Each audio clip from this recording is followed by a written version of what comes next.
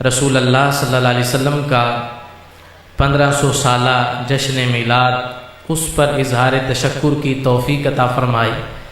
اللہ ہم سب کو آج کے اس مقدس دن کی برکات عطا فرمائے، اور جتنے بھی احباب جلوس میلاد میں شریک ہوئے، اس اجتماع میلاد میں شریک ہیں، جنہوں نے انتظامات کیے، اللہ سب کی کاوشوں کو قبول فرمائے۔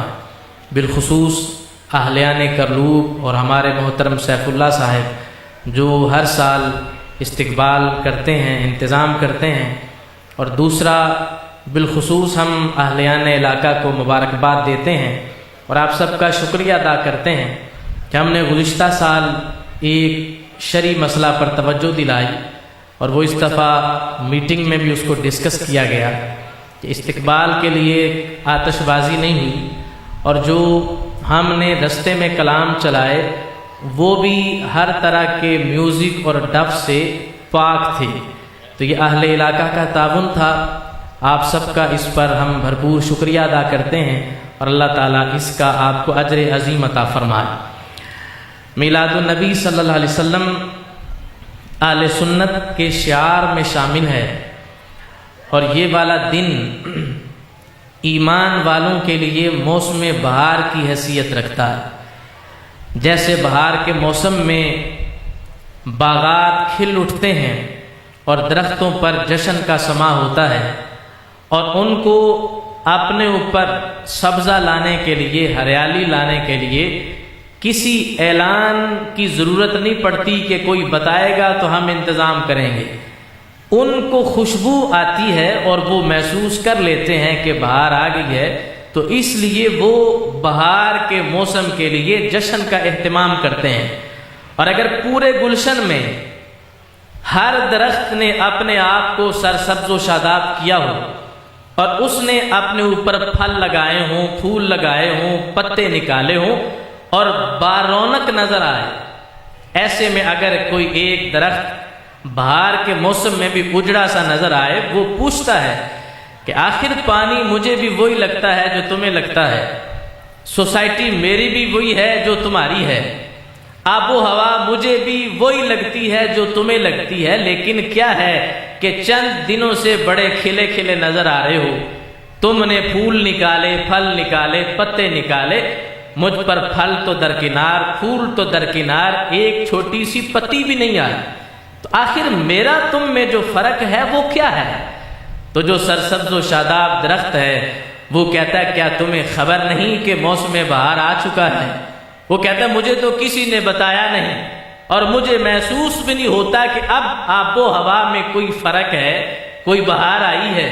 تو سرسبز و شاداب درخت بول کے کہتا ہے کہ اصل میں محسوس کرنے کے لیے جڑ کا سلامت ہونا ضروری ہے۔ اگر تمہاری جڑ سلامت ہوتی اور تمہارا زمین سے تعلق مضبوط ہوتا تو پھر تم بھی جشن کا اہتمام کرتے۔ ہماری جڑ سلامت ہے تو ہمیں بہار کا پتہ بھی ہے، ہم نے جشن کا اہتمام بھی کیا ہے۔ اب جس نے جشن کے اہتمام کے لیے جھنڈا لگایا ہے گھر پہ، یا جس نے اپنے سینے پر گنبد خضرا کا بیج لگا لیا، یا جس نے اپنے گھر پہ چراغا کیا، ہمارے یار دوست کہتے ہیں کیا ہوا کہ سارا محلہ سجا دیا، ساری گلی سجائی، ہر طرف خوشی ہے، کیا ہوا؟ تو ہم کہتے ہیں کہ تمہیں پتہ نہیں کہ بہار کا موسم آ گیا ہے، اور وہ کہتا ہے کہ ہم بھی اسی محلے میں رہتے ہیں، ہمیں تو کوئی نہیں پتہ چلا، ہمیں تو کسی نے نہیں بتایا۔ تو ہم کہتے ہیں کہ جشن منانے کے لیے ایمان کی جڑ کا سلامت ہونا ضروری ہے۔ تو جس کے ایمان کی جڑ سلامت ہے اس نے چراغاں بھی کیا ہے، محفل سجا کر مصطفیٰ کے جشن کا اہتمام بھی کیا ہے۔ تو یہ مقدر والوں کی بات ہے، ہم کسی سے جھگڑا نہیں کرتے۔ اور پھر یہ میلاد النبی صلی اللہ علیہ وسلم، اس کو ہم عید سے تعبیر کرتے ہیں، اور ہم اگر وہ شعر جو بچے کو یاد ہے کہ نثار تیری چہل پہل پہ ہزار عیدیں ربیع الاول، تو کچھ اس پر ناراض ہوتے ہیں کہ تم ہمیں چڑھانے کے لیے یہ شعر پڑھتے ہو۔ تو چلو ہم اردو کا نہیں پڑھتے، ہم عربی والا پڑھ لیتے ہیں۔ اور عرب کے ایک بہت بڑے مفکر نے ایک شعر لکھا، اور وہ مفکر کہتے ہیں وَمَا الْعِيدُ إِلَّا عِيدُ أَحْمَدَ، ہم سے سوال ہوتا ہے کہ تیسری عید کہاں سے آئی؟ عیدیں تو دو ہی ہیں، ایک عید الفطر ہے، ایک عید الاضحیٰ ہے، یہ عید میلاد النبی یہ تیسری کہاں سے آ گئی؟ تو وہ عرب مفکر کہتا ہے وَمَلْ عِيدُ إِلَّا عِيدُ احمد، کہ یہ تیسری عید نہیں، عید ایک ہی ہے جسے عید میلاد النبی کہا جاتا ہے، الا عید احمد، سوائے وہ دن جس دن سرکار دنیا میں تشریف لائے کہ اس کے علاوہ تو عید ہے ہی کوئی نہیں۔ اور اس پر آگے دلیل دیتے ہیں فَإِنَّهُ عید الوجود بِأَرْضِهِ وَسَمَائِهِ، کہتے وجہ یہ ہے کہ یہ صرف انسانوں کی عید نہیں، یہ ہر اس کی عید ہے جسے رب نے وجود دیا ہے۔ پہلے اس کا وجود نہیں تھا، رب نے اسے وجود دیا۔ انسان اس کا وجود نہیں تھا، اشجار ان کا بھی وجود نہیں تھا، پوری کائنات اس پر عدم تھا۔ کہ جس کو رب نے عدم سے نکال کر وجود دیا ہے فَإِنَّهُ عِيدُ الْوُجُودِ، ہر موجود کی عید ہے۔ اور نتیجے کے طور پر وہ مفکر کہتا ہے بِأَرْضِهِ وَسَمَائِهِ، کہ چھوٹے چھوٹے لوگوں کی عید نہیں ہے، بِأَرْضِهِ وَسَمَائِهِ، یہ زمین والوں کی بھی عید ہے، آسمان والوں کی بھی عید ہے۔ اب یہ تو عرب مفکر کہہ رہا ہے، ہم کہیں تو شاید کہتے یہ برے صغیر والے ہیں، ان کو کیا پتا، ان کو زیادہ پتا ہے جن کے پاس دین آیا ہے۔ ہم کہتے جن کے پاس دین آیا ہے، اب تو وہی کہہ رہے ہیں کہ سوائے میلاد النبی کے عید ہے ہی نہیں ہے۔ تو اس لیے سنی تجھے مبارک ہو کہ اس عید کا اعتراف تم نے کیا ہے، اور اعتراف کر کے تم نے تقاضوں کو پورے کرتے ہوئے میلاد کا جشن بھی منایا ہے۔ قرآن مجید برہان رشید میں خالق کائنات جل جلالہ نے ارشاد فرمایا ہے لَعَمْرُكَ إِنَّهُمْ لَفِي سَكْرَتِهِمْ يَعْمَهُونَ، اللہ فرماتا ہے محبوب مجھے تمہاری ساری زندگی کی قسم، اس میں فکس نہیں کیا کہ محبوب اعلان نبوت کے بعد کی تو قسم لیکن پہلے ایام کی قسم نہیں، آپ کے جوانی کے ایام کی قسم لیکن بچپن کے ایام کی قسم نہیں، تکمیل قرآن ہوا اس کے بعد کی قسم پہلے کی قسم نہیں۔ اللہ فرماتا ہے لَعَمْرُكَ، محبوب ساری زندگی کی قسم، اور ساری زندگی ایک وہ لمحہ ہے کہ جس میں سرکار دنیا میں تشریف لائے، وہ 12 ربیع الاول شریف کا دن، سرکار کی عمر کا آغاز یہاں سے نہیں ہے، کوئی نہ کہے کہ یہاں سے آغاز ہوتا ہے، آغاز تو اس سے کئی سال پہلے کا ہے۔ اور وہ کتنے سال ہیں؟ حضرت جابر نے پوچھا تھا محبوب آپ کب سے نبی ہیں؟ تو ہمارے آقا صلی اللہ علیہ وسلم فرماتے ہیں کنت نبیا وآدم بین الروح والجسد، کہ میں تب بھی نبی تھا جب ابھی آدم مٹی اور پانی کے درمیان تھے، ابھی ان کا خمیر بھی نہیں بنا تھا، میں تب بھی نبی تھا، اور یہ سرکار کی اس وقت بھی عمر ہے اور اس وقت بھی برکات موجود ہیں۔ اور قرآن کہتا ہے کہ لوگ تو جہاد میں سرکار کے وسیلے سے دعائیں مانگتے کہ اللہ ان کے صدقے سے ہمیں فتح عطا کر دے، برکات اس سے پہلے بھی ہیں، 12 ربیع الاول سے پہلے، سرکار کی زندگی اس سے پہلے بھی ہے، اور اس زندگی کے لحاظ سے مستدرک الحاکم میں حدیث موجود ہے کہ حضرت عباس رضی اللہ تعالیٰ عنہ نے ایک غزوہ سے واپسی پر کہا تھا محبوب آپ اجازت دے تو آپ کی نعت پڑھنا چاہتا ہوں۔ نعت پڑھنا یہ بریلویوں کا طریقہ نہیں، نعت پڑھنا یہ صحابہ کا طریقہ ہے، اجازت لے کر نعتیں پڑھتے رہے، اور جس نے نعت پڑھی سرکار نے دعا دی، اور ایک صحابی ان کے پورے جسم پر بڑھاپے کے آثار تھے، ہاتھوں سے نظر آتا تھا کہ اب عمر زیادہ ہو گئی ہے لیکن چہرہ جوانوں والا، تو کسی نے کہا چہرے پہ کیا لگاتے ہو کہ پورا جسم بڑھاپا بتاتا ہے لیکن چہرہ بڑھاپا نہیں بتاتا، کیا لگاتے ہو؟ تو نے کہا لگاتا کچھ نہیں، تو پھر کیا ہوا؟ کہتے ایک دفعہ سرکار کی نعت پڑھی تو سرکار نے نعت سن کے کہا یفضل اللہ فاکا، سرکار فرماتے میری نعت سنانے والے اللہ تیرے چہرے کو سلامت رکھے۔ کیا یہ سرکار کی دعا کی برکت ہے کہ پورا جسم میرا بڑھاپے کا شکار ہے لیکن دعائے مصطفیٰ کی وجہ سے چہرہ ابھی بھی جوانوں والا نظر آتا ہے، تو سرکار دعا دیتے ہیں۔ تو حضرت عباس نے کہا محبوب اجازت دو نعت سناؤں، حضرت عباس رضی اللہ تعالیٰ عنہ نے نعت سنائی. اس کا ایک شعر، وہ عربی میں بڑی لمبی نعت ہے، تو اس کا ایک مصرع یہ ہے. حضرت عباس کہتے ہیں محبوب ورث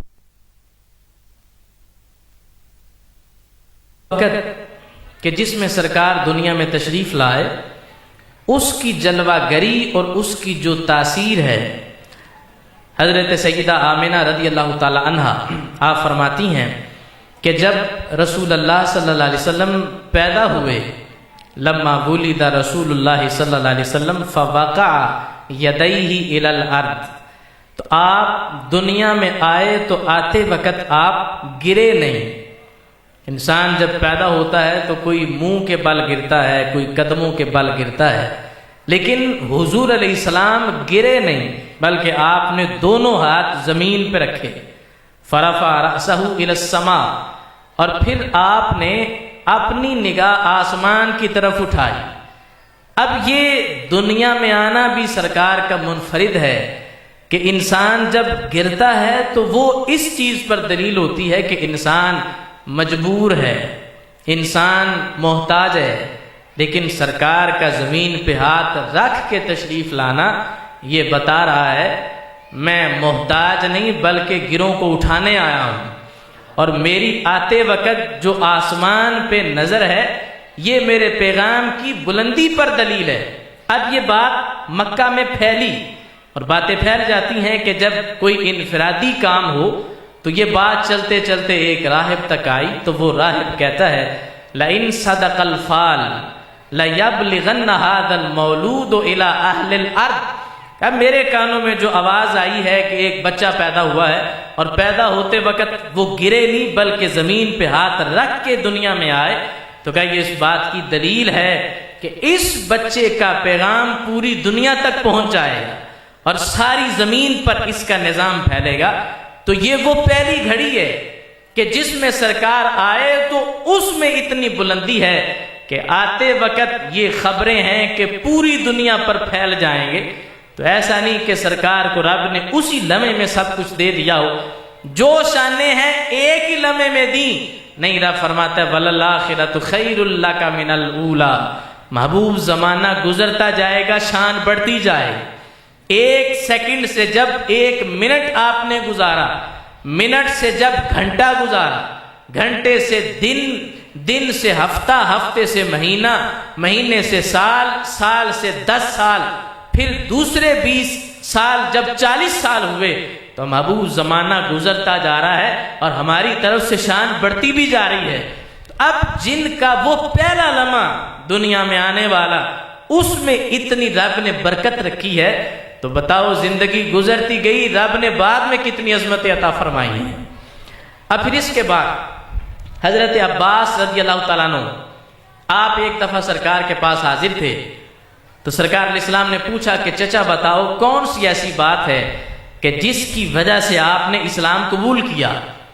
ویسے تو آپ نے کلمہ بدر میں پڑھا تھا، اور بدر میں کلمہ پڑھنے کی وجہ یہ بنی کہ جب کفار قیدی بن گئے شکست کھانے کے بعد، تو مشورہ ہوا کہ قیدیوں کو قتل کر دیا جائے یا ان سے فدیہ لے کر آزاد کریں. تو طے یہ پایا کہ ان سے فدیہ لے لیا جائے. تو حضرت عباس چونکہ ابھی کلمہ نہیں پڑھا تھا، کافروں کی طرف سے آئے تھے، تو سرکار نے کہا کہ چچا مالدار شخصیت ہو تو اپنا بھی فدیہ دو، اور یہ دو تمہارے رشتہ دار ہیں ان کا بھی فدیہ دینا ہے. تو حضرت عباس کہتے ہیں کہ میرے تو پلے ہی کچھ نہیں، میں اپنا نہیں دے سکتا، رشتہ داروں کا کہاں سے دوں گا؟ تو میرے آقا علیہ السلام فرماتے چچا جب گھر سے چلے تھے، بند کمرے میں اپنی بیوی کو بول کے آئے ہو کہ یہ سونے کا ہار سنبھال کے رکھنا، اگر تو زندہ آ گیا تو میں اپنی مرضی سے اس کا بندوبست کروں گا، اور اگر میں زندہ نہ آیا تو میرے 2 بیٹوں میں برابر تقسیم کر دینا. تو سرکار ماتے چچا کہتے ہو میرے پاس مال نہیں، حالانکہ ہار چھوڑ کے آئے ہو اور اپنی بیوی کی ذمہ داری لگا کے آئے ہو. تو حضرت عباس کہتے ہیں یہ بات تیسرا بندہ نہیں جانتا، میں جانتا ہوں یا میری بیوی جانتی ہے، اور یہ میں مکہ میں اپنی بیوی سے بات کر کے آیا ہوں. محبوب مدینہ میں اتنی دور رہ کر جب اپنے دشمنوں پہ اتنی نظر رکھتے ہو تو پاس بیٹھے اپنے غلاموں پہ کتنی نظر رکھتے ہو. تو اس لیے محبوب مجھے کلمہ پڑھاؤ، میں کفر سے توبہ کرتا ہوں، میں یہ اعلان کرتا ہوں اللہ ایک ہے اور آپ اس کے سچے نبی بن کے آئے ہیں. سرکار کا علم غیب دیکھا، پھر کلمہ پڑھا. لیکن اس کے ایک عرصے کے بعد جب سرکار کے پاس آئے تو سرکار نے خود کہا کہ چچا بتاؤ کوئی ایسی بات کہ جس نے مجبور کیا کہ کلمہ پڑھ لیا. تو کہتے ہیں کہ وہ آپ کے بچپن کی بات ہے کہ جس پر سالوں میں ریسرچ کرتا رہا، سوچتا رہا، اور پھر کہیں جا کر اطمینان ہوا تو میں نے کلمہ پڑھا. وہ بات کیا ہے؟ بات یہ ہے، کہتے ہیں کہ محبوب آپ ابھی اپنے پنگوڑے میں تھے اور میں دیکھ رہا تھا فحیث اشرت الیہ مالا، کہ آپ اپنی انگلی سے اشارہ کرتے تو جہاں جہاں انگلی کا اشارہ ہوتا تھا اسی طرف چاند چلا جایا کرتا تھا. کہ یہ بچپن میں نے ملاحظہ کیا. فحیث اشرت، جس جانب آپ کا اشارہ ہے، اشارہ دائیں ہے تو چاند دائیں چلا جاتا ہے، اشارہ بائیں ہے تو چاند بائیں طرف چلا جاتا ہے. کہ یہ بات اس پر میں سوچتا رہا کہ آخر اتنا دور چاند ہے تو فقط اشارے سے کیسے وہ حرکت میں آ سکتا ہے. چاند پر سائنسدانوں کا جانا تو ثابت ہے لیکن اسے حرکت میں لانا ثابت نہیں ہے. ٹنوں اس کا وزن ہے اور اسے کوئی حرکت نہیں دے سکتا. تو کہا بچپن میں آپ اپنی بچپن میں ننھی انگلی سے اشارہ کر رہے ہیں اور 500 سال کی مسافت پر چاند حرکت میں آ رہا ہے. تو میں حیران تھا. سرکار کہتے چچا بتاؤ یہی دیکھا یا کچھ اور بھی دیکھا؟ کہا مجھے جتنا نظر آیا میں نے تو دیکھ لیا، اور بھی کچھ ہے تو وہ آپ بتائیں. تو سرکار کہتے ہیں کہ چچا بتاؤ کبھی بچپن میں مجھے روتا دیکھا ہے؟ تو کہا میں کبھی نہیں دیکھا کہ آپ رو رہے ہوں. تو سرکار ماتے وجہ یہ ہے یلہینی عن البکا احدثہ ویحدثنی، کہ چاند مجھے رونے دیتا ہی نہیں تھا، میں چاند سے باتیں کرتا تھا، چاند مجھ سے باتیں کرتا تھا. وہ بچپن میں جن کی سماعت کا یہ عالم ہے کہ 500 سال کی مسافت پر چاند ہے اور چاند بولتا نہیں ہے، اس کی آواز کو سرکار سنے اور پھر اس کی آواز کا جواب بھی دیں. تو جن کی بچپن کی سماعت کا عالم یہ ہے اور اتنی دور سے سن لیتے ہیں، تو میں کہتا ہوں آج پاکستان سے مدینہ تو دور ہی نہیں ہے، اگر بچپن میں سرکار چاند کی گفتگو سن لیتے ہیں تو میرے آقا علیہ السلام آج گنبد خضرا میں اپنے عاشق کا درود و سلام بھی سن لیتے ہیں. اور پھر ضمناً یہ بھی ثابت ہوتا ہے کہ یہ جو بحث ہے کہ ہمارے آقا صلی اللہ علیہ وسلم نور ہیں یا نہیں ہیں، تو رب فرماتا ہے وَالَّذِي جَعَلَ الشَّمْسَ ضِيَاءً وَالْقَمَرَ نُورًا، کہ وہ رب جس نے چاند اور سورج کو نور بنایا ہے. چاند سورج کی نورانیت قرآن سے ثابت ہے. تو رب کہے کہ یہ ثابت ہے کہ چاند بھی نور ہے اور سورج بھی نور ہے.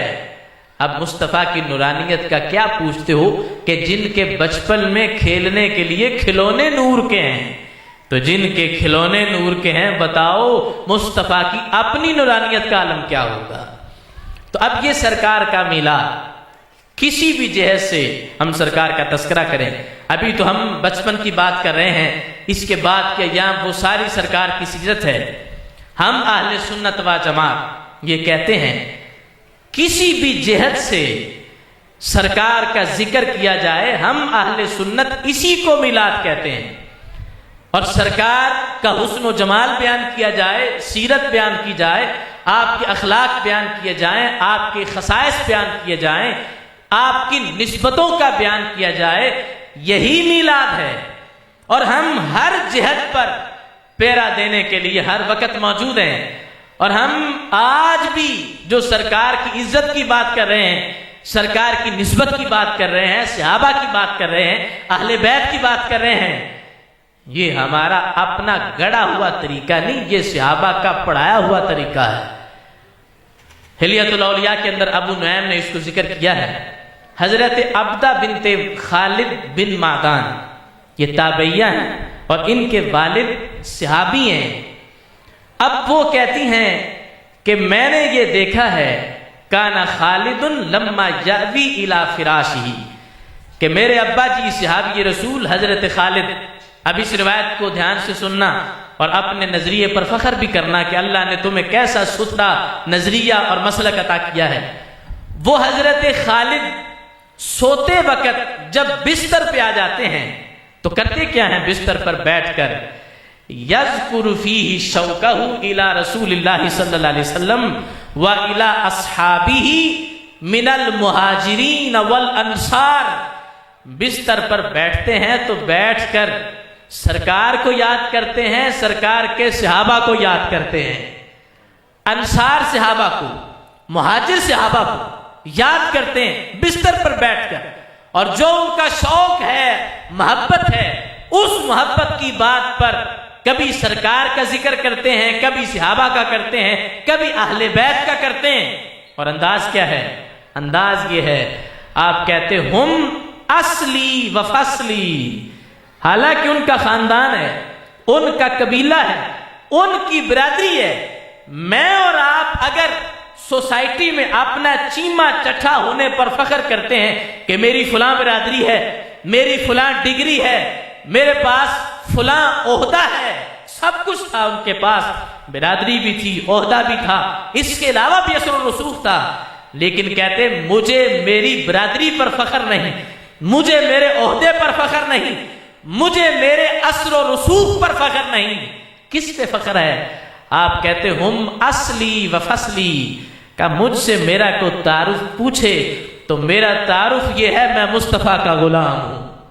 ہم اصلی و فصلی، مجھ سے میرا کو خاندان پوچھے تو میں یہ نہیں کہوں گا کہ فلاں خاندان ہے، کہ نہیں، میرا خاندان مصطفیٰ کے صحابہ ہے، میرا خاندان مصطفیٰ کی اہل بیت ہے۔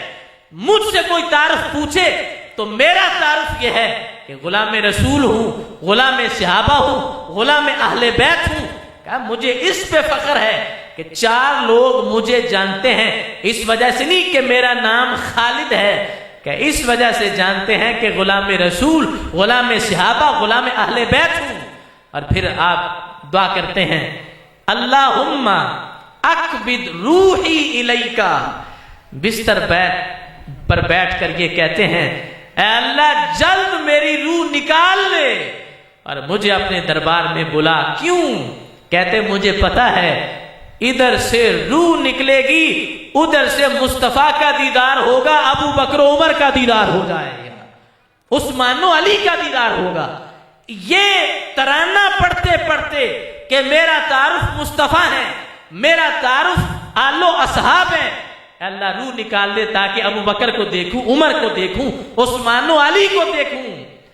تابعیہ کہتے ہیں یہی بات کرتے کرتے حتی یغلبہ النوم، ہم تو دعا کرتے نا کہ میں سو جاؤں یا مصطفیٰ کہتے کہتے، صحابی کو تو نیند آ رہی ہے۔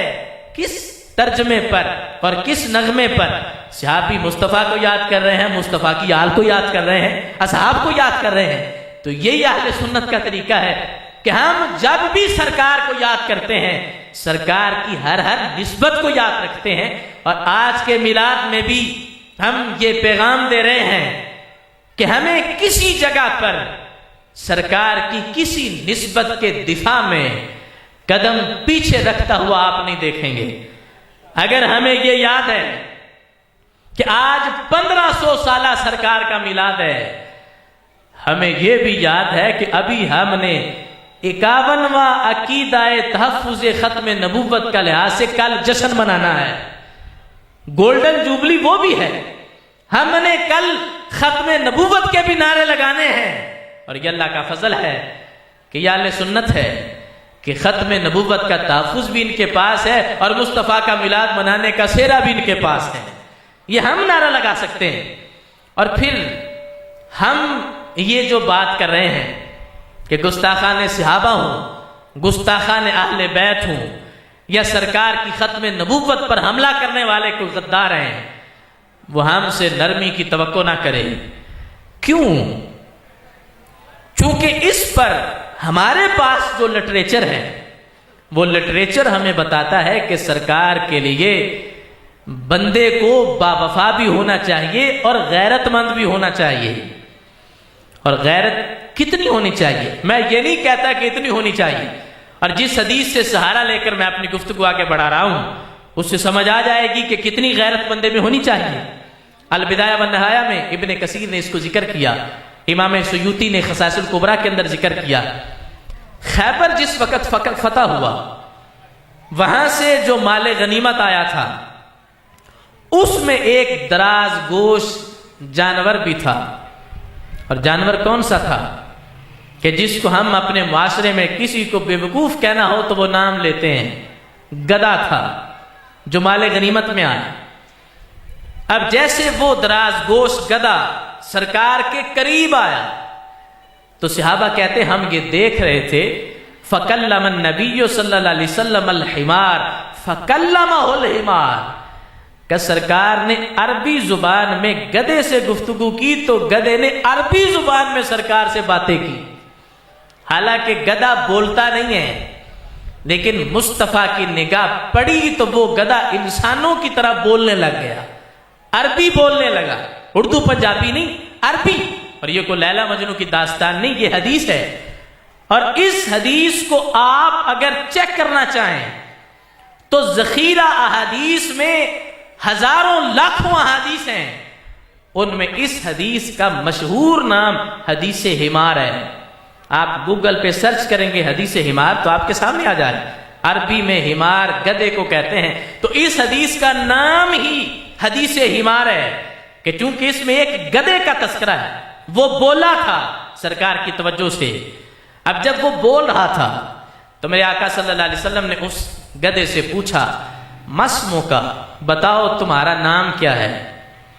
تو وہ گدھا بول کے کہتا ہے اسمی یزید بن شہاب، میرا نام یزید بن شہاب ہے. تو سرکار فرماتے نہیں، اب سے تمہارا نام یزید نہیں، میں نے تمہارا نام بدل کر یافور رکھ دیا ہے. اب سے تمہیں یافور کہہ کر بلایا جائے. ڈیوٹی کیا ہے یافور کی؟ ڈیوٹی یہ ہے کہ جب سرکار کو مطلوب ہے کہ میرے پاس ابو بکر آ جائیں، عمر آ جائیں، عثمان آ جائیں، علی آ جائیں، بلال آ جائیں، پہلے تو بھیجا جاتا تھا کسی قاصد کو کہ جاؤ فلاں کو بلا کے لے کے آؤ. لیکن اب یافور کی ڈیوٹی ہے کہ سرکار کہتے ہیں کہ یافور جاؤ ابو بکر کو تو بلا کے لاؤ. یہ یافور مدینہ کا رہنے والا نہیں، یہ تو خیبر سے آیا ہے. اور ہم تو اگر ساتھ کسی علاقے میں جانا ہو تو ہم 5 مرتبہ پوچھتے ہیں کہ فلاں جگہ پہ جانا ہے، ہمیں رستے کا پتہ نہیں. لیکن یہ یافور دوسرے علاقے سے آیا تو اسے کیسے مدینہ کی گلیوں کا پتہ ہے، کیسے مدینہ میں جو صدیق اکبر کا گھر ہے، فاروق اعظم کا گھر ہے، عثمان و علی کا گھر ہے، یہ تو نہیں پتہ. لیکن جب سے سرکار نے نگاہ ماری ہے اس یافور پہ تو اب پورے مدینہ کا روڈ میپ اللہ نے یافور کے دماغ میں فٹ کر دیا ہے. بتانا نہیں پڑتا کہ اسے چکر لگاؤ کہ یہ ابو بکر کا گھر ہے، یہ بلال کا گھر ہے. نہیں، سرکار نے کہا کہ ابو بکر کو بلانا ہے تو یافور بغیر کسی کی ڈائریکشن بتائے جاتے ہیں تو صدیق اکبر کے پاس جاتے ہیں، فاروق اعظم کے پاس. اور کرتے کیا ہیں؟ دکل بابا براسہی، اپنے سر سے دروازے پر دستک دیتے ہیں. اور جب دروازہ کھلتا ہے صدیق اکبر آتے ہیں تو ایسا نہیں کہ یافور کے گلے میں کوئی پرچی ہے کہ جس پہ لکھا ہو ابو بکر آ جاؤ مصطفیٰ نے بلایا ہے. نہیں، ابو بکر یافور کو دیکھ کر ہی سمجھ جاتے ہیں کہ چل آیا ہے بلاوا تجھے دربار نبی سے. یافور کو دیکھا، یافور آگے آگے ہیں، صدیق اکبر پیچھے پیچھے ہیں کہ سرکار نے بلایا ہے. یہ ڈیوٹی ہے یافور کی. اب اس یافور نے اپنی داستان ماضی کی سرکار کو سنائی، صحابہ سن رہے ہیں اور ہر جانور اپنی پریشانی سرکار کو بتاتا ہے. یہ یافور بھی اپنی ماضی کی داستان سنا رہا ہے. اور داستان کیا ہے؟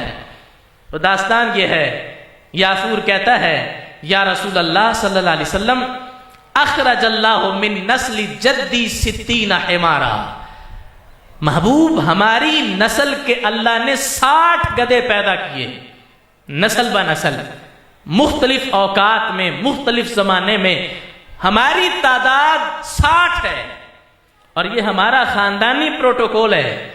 کلہم لم یرکبہم الا نبی، کہ ہم میں سے ایک بھی ایسا نہیں ہے کہ جس پر کسی نبی نے سواری نہ فرمائی ہو۔ ہم نبیوں کی خدمت کرتے رہے، ہم ان کی سواری کی خدمت فرائض سر انجام دیتے رہے۔ کسی نبی نے کسی جگہ پہ جانا ہے تو ہم خدمت کے لیے حاضر ہیں۔ ہماری نسل کا یہ پروٹوکول خاندانی ہے اور اعزاز ہے کہ ہم نبیوں کی خدمت کرتے رہے۔ تو یافور کہتا ہے محبوب یہاں آنے سے پہلے میرا مالک ایک یہودی تھا، اور وہ جب بھی مجھ پر بیٹھنا چاہتا تھا تو میں کمر ٹیڑھی کر کے اسے نیچے گرا دیتا تھا، میں اسے کبھی بیٹھنے نہیں دیتا تھا۔ حالانکہ گدھا شرارت پر آئے تو اوپر بیٹھے ہوئے کو نیچے گرا دیتا ہے، لیکن جب اس کا ذہن ہے کہ میں نے کسی کو بٹھانا نہیں تو وہ ٹانگ مار کے کمر ٹیڑھی کر کے اس یہودی کو نیچے گراتا ہے، وہ بیٹھنے نہیں دیتا۔ تو یافور کہتا محبوب جب میں اسے بیٹھنے نہیں دیتا تھا تو وہ مجھے کوئی پھولوں کی مالا نہیں ڈالتا تھا۔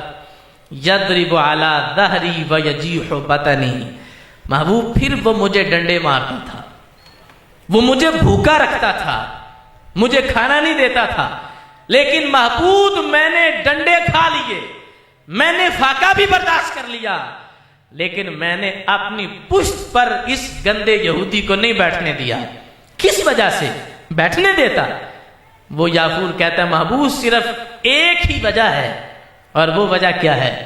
یافور کہتا ہے محبوب انی اتوقعک، محبوب مجھے امید تھی کہ کہاں نصیب میرے کہ تو آپ چل کے آتا، کوئی جذبہ محبت میرے کام آ گیا ہے، میرے دل کی دھڑکنوں میں تیرا نام آ گیا ہے، کر لو قبول آقا یہ غلام آ گیا ہے۔ محبوب توقع تھی کہ کبھی تو وقت آئے گا میں آپ کے پاس آؤں گا تو میں کہوں گا کہ محبوب اپنی خدمت کے لیے مجھے قبول کر لو، میں آپ کی سواری کے لیے حاضر ہوں، آپ نے جہاں جانا ہے میں آپ کے دربار کا خادم، مجھے قبول کر لو۔ کن لفظوں سے پیشکش کی؟ اب یہ جملے جاگ کے سننا، یہاں سے اپنے ایمان کا جائزہ لینا، یہاں سے اپنے عقیدے کے میرٹ کا جائزہ لینا۔ یافور نے جن لفظوں سے پیشکش کی، یافور کہتا ہے محبوب لم یبقى من نسل غیری ولا من الانبیاء غیرک، کہ محبوب مجھے قبول کرو، کیوں؟ کہتا ہے محبوب میں اپنی نسل کا آخری ہوں، آپ سارے نبیوں کے آخری ہے۔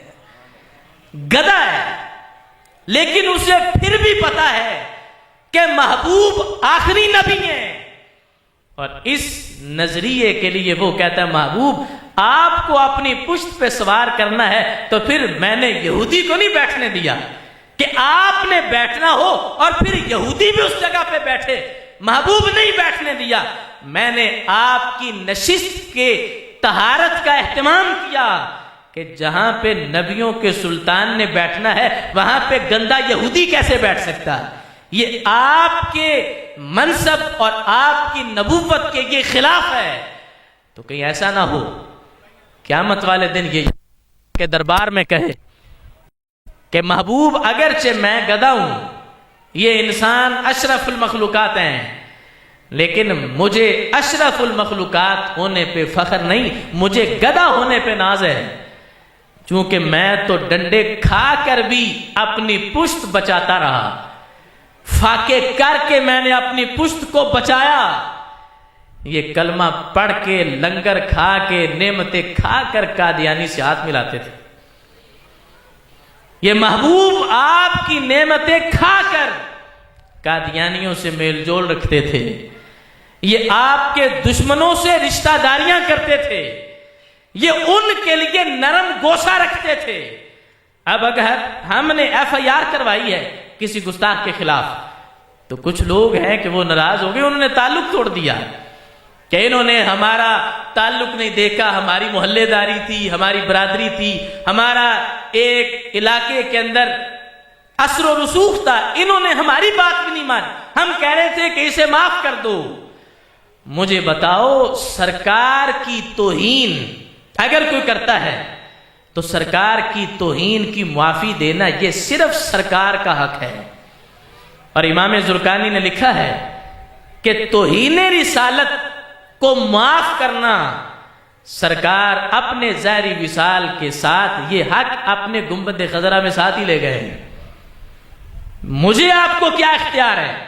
मैं अपना हक माफ कर सकता हूं, आप अपना कर सकते हैं, लेकिन ना कोई सरकार के हक के लिहाज से माफी दे सकता है, ना सहाबा के लिए, ना अहले बैत के लिए।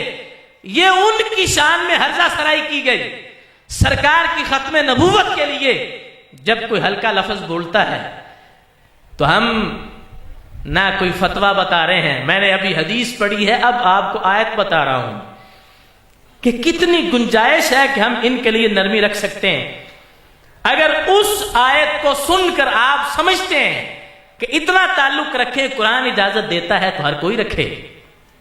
ना मेरी बात है, ना भट्टी साहब की है, ना दीगर उलमा बैठे हैं, किसी की आवाज नहीं है। मैं कुरान पढ़ रहा हूं और कुरान क्या है? कुरान कहते वला तरकनु इलल लदीना ज़लमू फतमस्सकुमुन नार। किसी गुस्ताख से, किसी जालिम से, जालिम दो तरह का है, एक अमल का जालिम है, एक अकीदे का जालिम है। अमल के जालिम से अकीदे का जालिम बदतर है। कुरान कहता है कि किसी जालिम से जफ्फा लगाना, बगलगीर होना, उससे हाथ मिलाना, उसको खुशामदीद कहना, उसके लिए इज्जत का लफ्ज बोलना, उसके एहतराम में खड़ा होना, यह तो बड़ी दूर की बात है। वला तरकनु इलल लदीना ज़लमू। रुकन अरबी जुबान में इसका मतलब यह है कि किसी के लिए दिल में मैलान का ख्याल आ जाए। यानी मेरे सामने कोई बंदा खड़ा है और मैं चाहूं कि कदम बढ़ा के तो इससे मुसाफा कर लूं, इससे बगलगीर हो जाऊं, यह तो दूर की बात है। हजरत उमर फरमाते हैं कि हम कोई लफ्ज बोलते हैं, इसकी तकरीर का ख्याल दिल में आता है तो फिर लफ्ज बनते हैं, ख्याल ना आए तो लफ्ज नहीं बनते।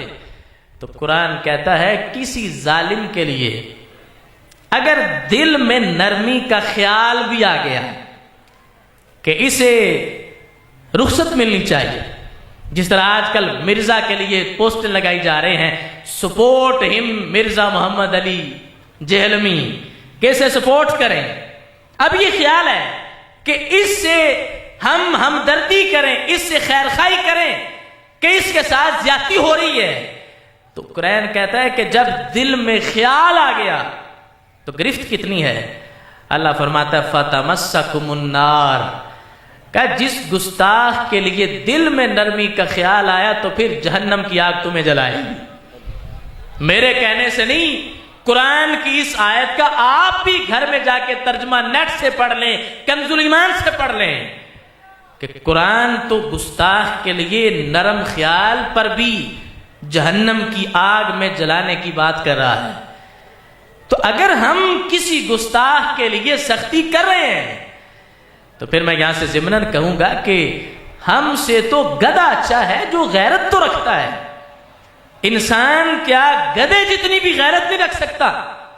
और आज के इस इज्तिमा में मजीद आपकी तवज्जो दिलाना चाहता हूं कि जिस बदबख्त की हम ये बात कर रहे हैं कि जो अभी जेल में है,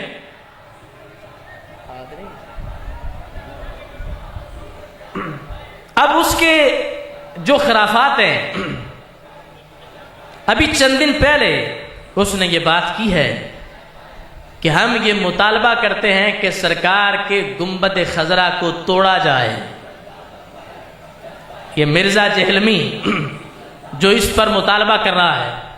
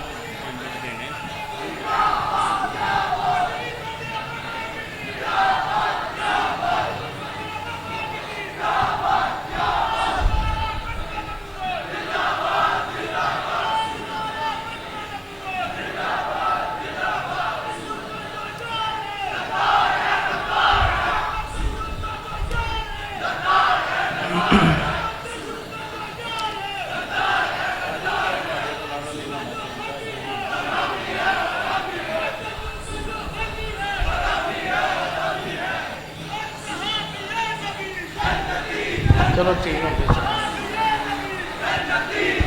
ماشاءاللہ پنڈال میں دوسرا جلوس قاری محمد افضل صاحب اور علامہ غلام محمد صاحب اور دیگر معززین علاقہ کی قیادت میں شامل ہو چکا ہے.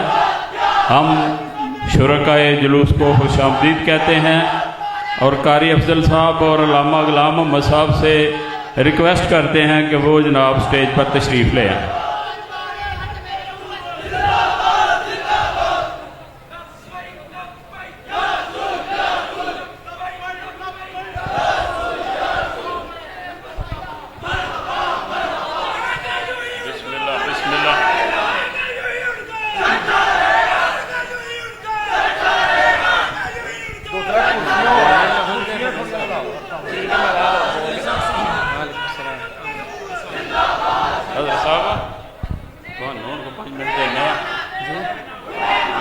اپنا اظہار خیال کرو یہ نہ کر لیا قاری صاحب کی تلاوت سر جی بسم اللہ. ٹھیک ہے حاضرین، بہت شکریہ جو دوست تشریف لائے ہیں. بیٹھیں، تشریف رکھیں. درود پاک پڑھنے کے لیے حافظ جی کریمی صاحب تشریف لاتے ہیں اور درود پاک پڑھیں.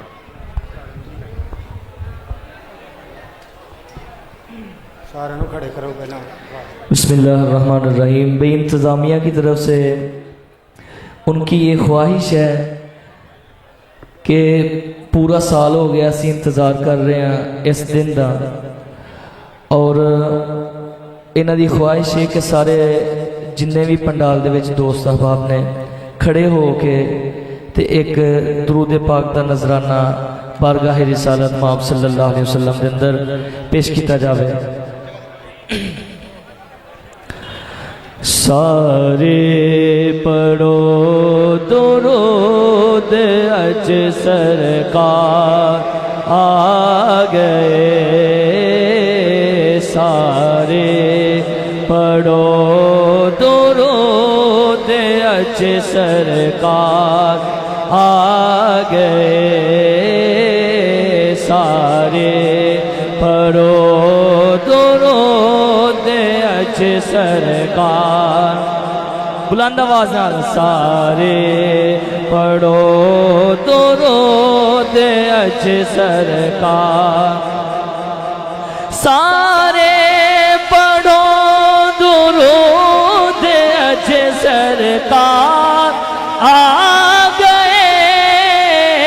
سارے پڑھو درود اج سرکار آ گئے.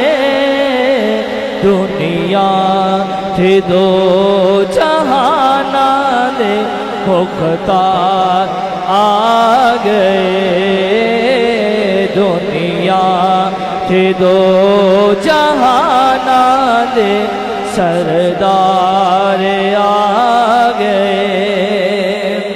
گھر آمینہ دے ہو گئی آمد حضور دی. گھر آمینہ دے ہو گئی آمد حضور دی.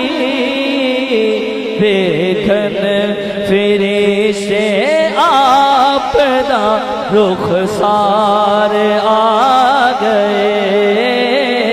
ویکھن فرشتے آپ دا رخسار آ گئے. اور مائی حلیمہ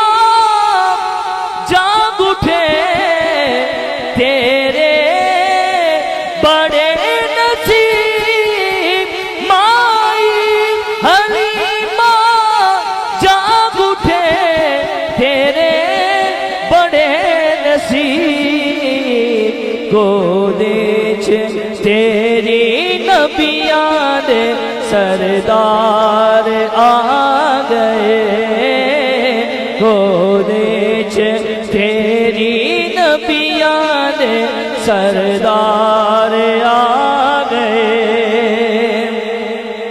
اور سارے گناہ گانا دی اج عید ہو گئی سارے گناہ گانا دی اج عید ہو گئی بخشش دلاون دو جگ دے سردار آ گئے بخشش دلاون دو جگ دے سردار آ گئے اور آخری شعر سارے دوستوں میں شامل ہو جانا ہے بھر لو کرم نال جولیاں آ جاؤ منگتے ہو بھر لو کرم نال جولیاں آ جاؤ منگتے ہو رحمت لٹاون امت دے غمخوار آ گئے سارے پڑھو درود اج سرکار آ گئے دنیا تے دو جہانا دے سردار آ گئے حضرات محترم آج کا یہ عظیم الشان پروگرام شہزادہ وین شریف جناب سید حماد الدین شاہ صاحب کی زیر صدارت انعقاد پذیر ہے میں آپ کو دل کی اتھاہ گہرائیوں سے خوش آمدید کہتا ہوں اور دعا گو ہوں کہ اللہ رب العزت سیدوں کے سائے میں ہمیں موت دے جناب علامہ غلام محمد صاحب چند منٹ کے لیے آپ سے مخاطب ہوتے ہیں اس کے بعد قرآن اندازی کی جائے گی صاحبزادہ صاحب اپنے ہاتھ سے پرچی نکالیں گے جن دوستوں نے شناختی کارڈ کی کاپی ابھی تک جمع نہیں کرائی سٹیج پہ ڈبہ پڑا ہوا ہے بچے جاتے ہیں تو ان کو کاپی دے دیں تو وہ سٹیج پر پہنچا دیں گے جناب علامہ غلام محمد صاحب الحمدللہ رب العالمین والعاقبۃ للمتقین الصلاۃ والسلام علی رسولہ النبی الکریم اما بعد فاعوذ باللہ من الشیطان الرجیم بسم اللہ الرحمن الرحیم وما ارسلناک الا رحمۃ للعالمین صدق اللہ العظیم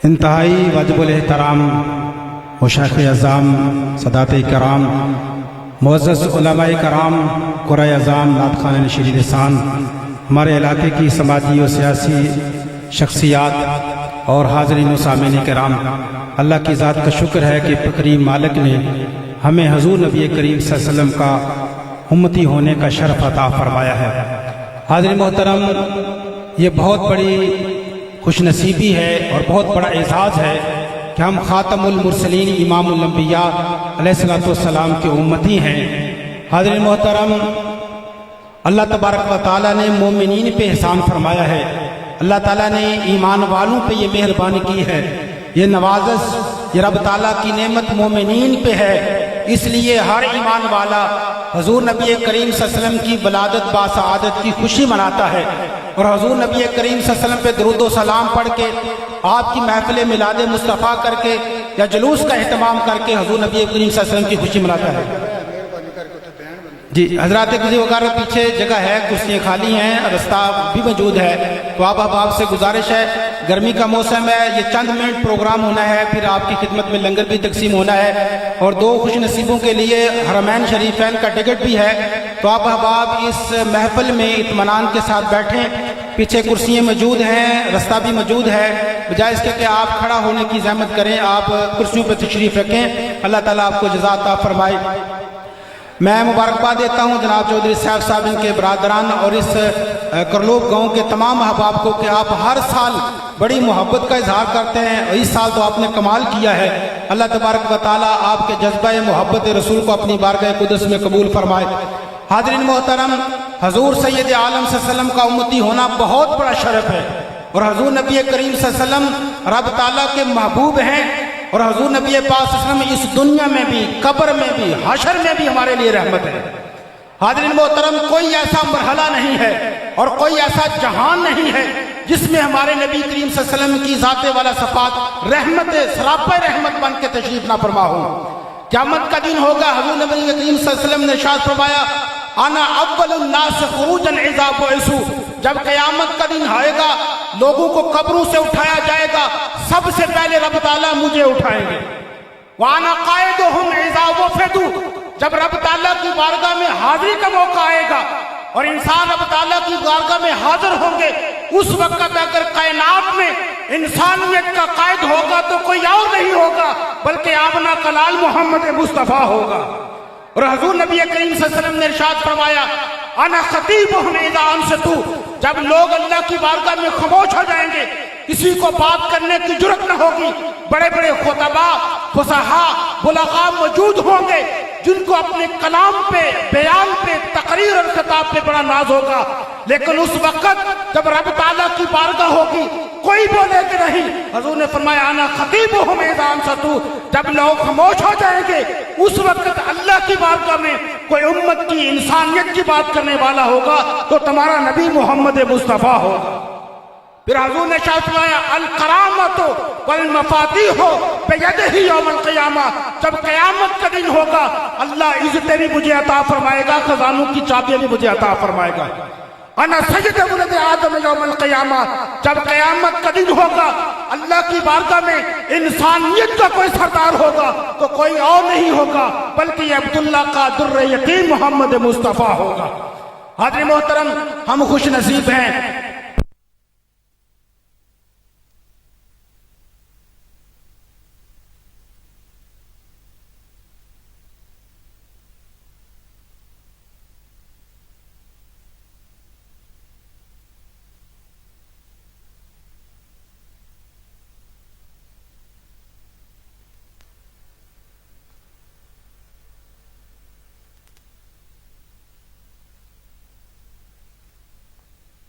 اللہ وسلم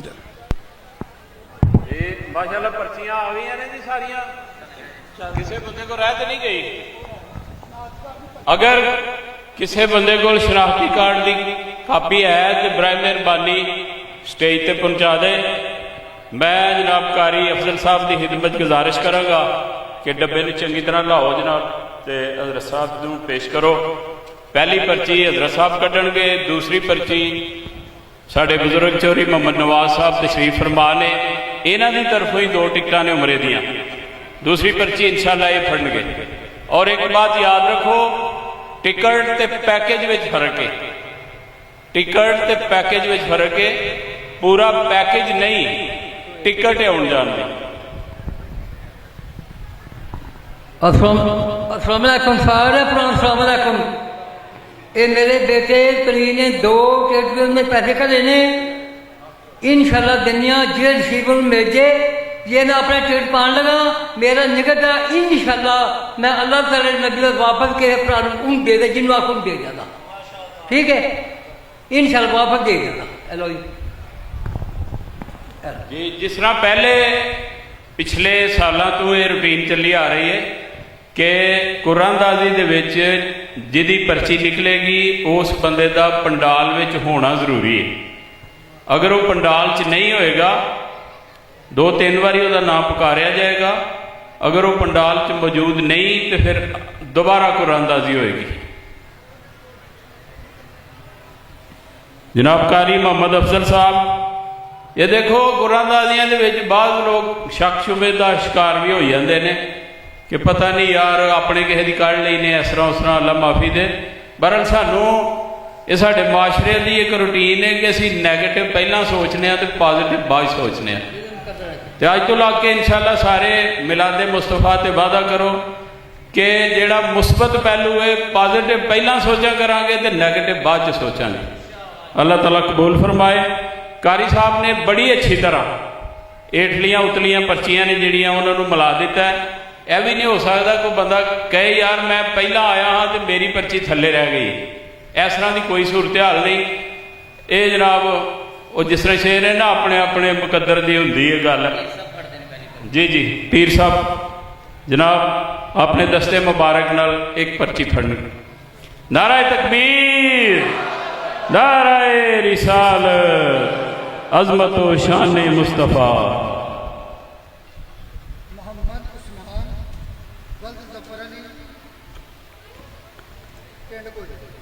मोहम्मद उस्मान वल्द जफर अली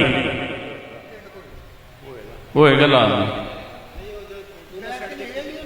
चलो मोहम्मद उस्मान वल्द जफर अली नाम का बंदा है जी पंडाल च कोई?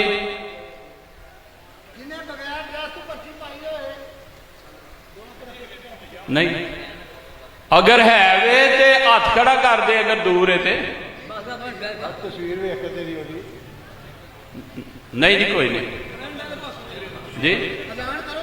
जी दोबारा पर्ची कढ़ी जा रही जनाब। उस्मान साहब पंडाल च मौजूद नहीं, बार बार ऐलान किया गया।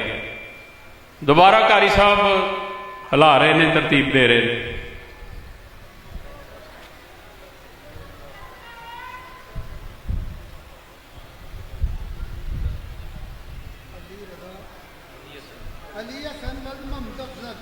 अली हसन वल्द मोहम्मद अफजल। यह मुंडा आ गया जी माशाअल्लाह। करलोब का यह बच्चा करलोब का जी। अली हसन वल्द मोहम्मद अफजल। हाँ जी नहीं पिंड नहीं लिखा सारे उत्ते। माशाअल्लाह माशाअल्लाह यह बच्चा आ गया जी।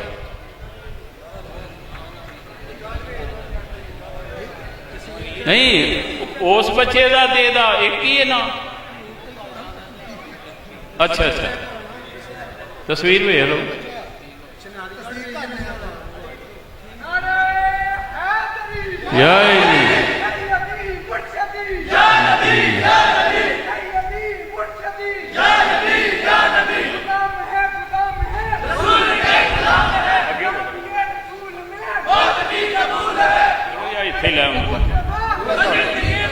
माशाअल्लाह अली हसन वल्द मोहम्मद अफजल ये खुश नसीब बच्चा है। सारी इंतजामिया की तरफों पीर साहब की तरफों मुबारकबाद पेश करने। दूसरी पर्ची हूँ चौरी नवाज साहब फड़नगे इंशाअल्लाह अपने दस्ते मुबारक। ठीक नहीं ये नहीं रखनी।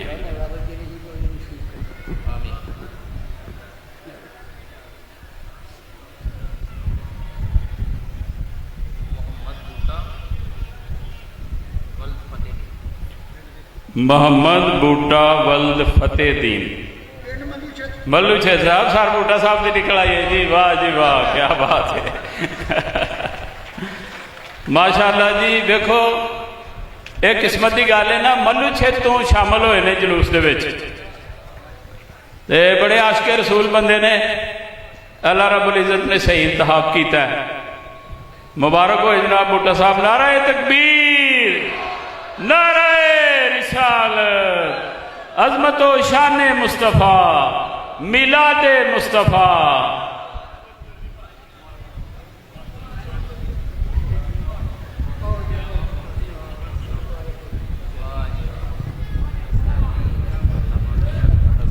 भाई आ घड़ी किसी की डिग पई है पटका टुट के।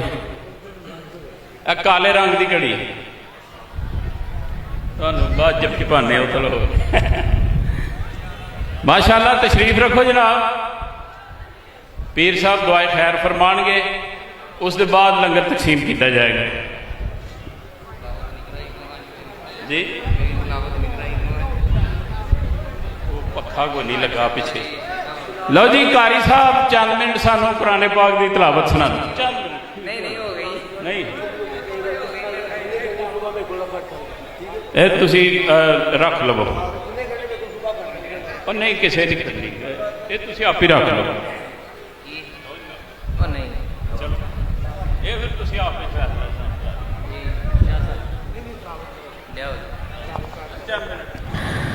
أعوذ بالله من الشيطان الرجيم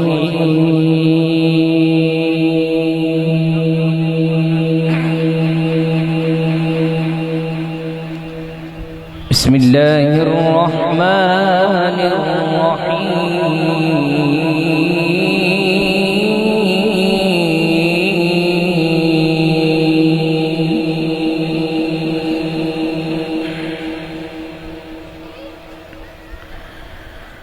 ولقد كتبنا في الزبور من بعد الذكر أن الأرض يرثها عبادي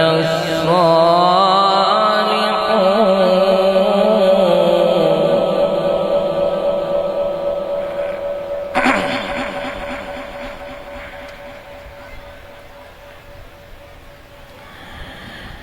ولقد كتبنا في الزبور من بعد الذكر أن الأرض يرثها عبادي الصالحون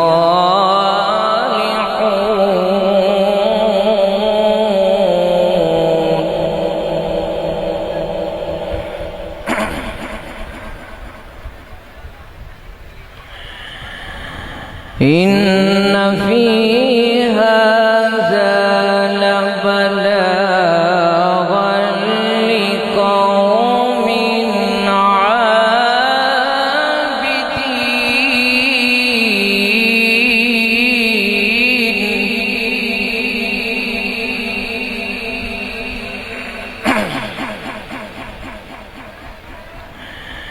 عابدين إن في هذا لبلاغا لقوم عابدين وما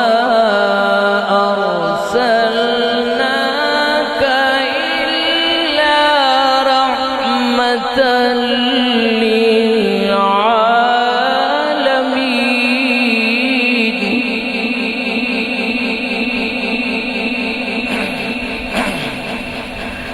وما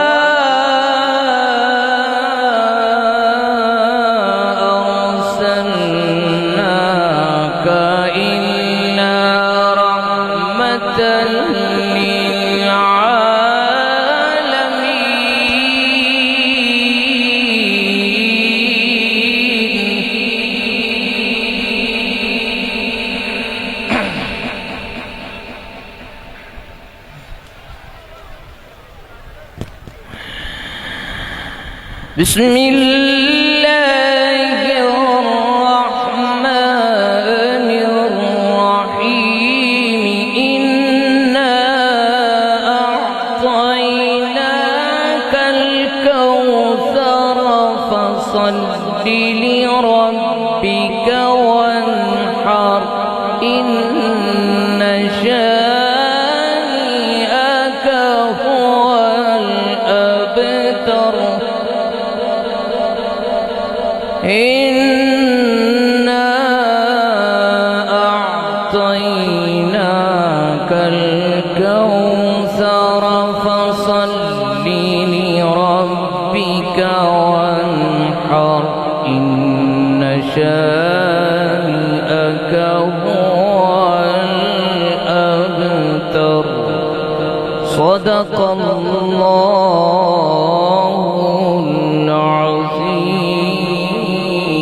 العظيم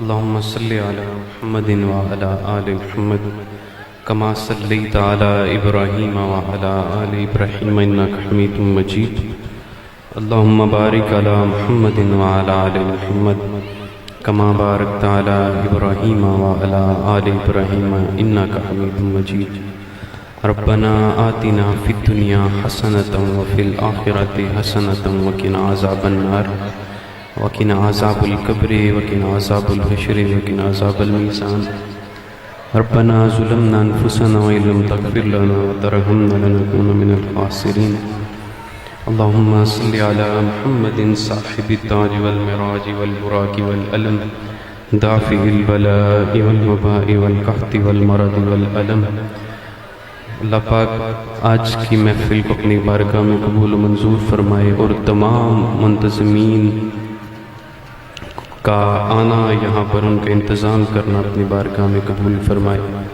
اللہ رب العزت ہمارا ان تمام نیک کاموں کے اندر حاضری دینا اور اپنی خدمات سر انجام دینا اپنی بارگاہ میں قبول فرمائے اور اس کا ثمر ہماری نسلوں تک عطا فرمائے۔ وآخر صلی اللہ تعالی رسول خلقہ محمد وعلی آلہ اجمعین برحمتہ۔